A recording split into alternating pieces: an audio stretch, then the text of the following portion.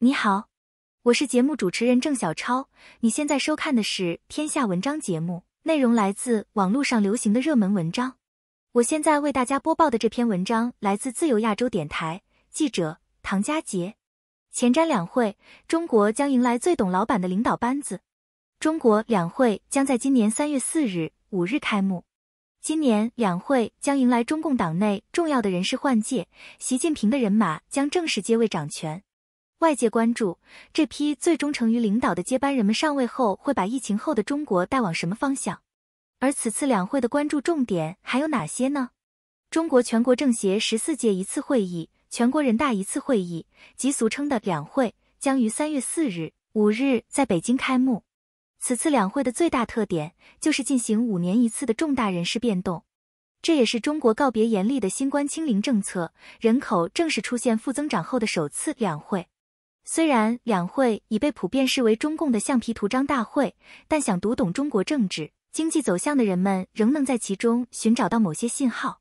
人事，中国迎来最懂老板的领导班子。两会上的选举投票通常是走过场，但有一系列的重磅人事任命将就此底定，包括国家主席、副主席人选、国务院总理、副总理及各部委要员、政协主席、副主席、人大常委会委员长等。外界预估，习近平将几乎毫无悬念正式连任国家主席及国家军委主席，主导上海封城有功，被视为习近平心腹的中央政治局常委第2人李强将取代李克强接任总理。李强还将在两会结束后亮相总理记者会，回答中外记者提问。4名副总理的人选中，备受关注的是主管经济的位置。目前已有消息传出，最有可能的人选是由与习近平关系密切的何立峰接棒刘鹤。我认为最值得关注的事情之一是，谁在经济官僚机构中获得最高职位。过去的30多年里，中国的经济表现一直依赖于非常聪明、睿智的经济官僚，他们为实施各种务实的经济政策提供了政治空间。有人担心这个时代即将结束，因为习近平想要领导国家的总体方向和轨迹，是他强调政治忠诚而不是专业知识。美国华盛顿智库战略与国际研究中心 CSIS 的中国商务和经济学高级顾问甘斯德 Scott Kennedy 3月1日在一场讨论两会的记者会上分析，比如掌管金融官僚机构的人、央行、银保监会、中国证券市场，这些人都将退休或调任其他职位。而他们的靠山，从周小川到其他人都退休了，他们的接班人还没有被点名。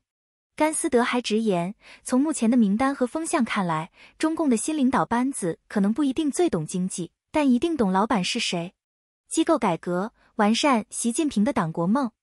最新的党和国家机构改革方案，在2月28日刚落幕的中共20届2中全会上敲定。虽未公布相关细节，但中共官媒报道透露出将加强党中央集中统一领导为统领的讯号。事实上，自上世纪80年代中国改革开放以来，中国就多次进行党和国家机构的改革或重组。但2018年习近平领军的机构改革曾让外界讶异，透过设立领导小组、委员会等方式，大幅扩大了党的权力。2018年，我们曾看到一场异常巨大又全面的改革，建立全新的官僚机构和部委。我们看到，权力被从国务院向共产党中央转移，党组织接管国务院的部委和官僚机构，或是党领导小组的位阶提升为委员会，这给了他们实际和法律上的权力扩张。美国智库战略与国际研究中心 CSIS 中国研究主任白明 Jude Blanchett 预估，中共今年的改革方案将继续把权力集中向党。从目前中国官方的评论会发现，这次改革重组会集中在国家安全机构上。香港媒体《明报》此前披露，中国的公安部与国安部将会脱离国务院系统，改隶属于新成立、直属中共中央的中央内务委员会暂名。报道说，这个超级委员还会整合反恐、反间谍等功能。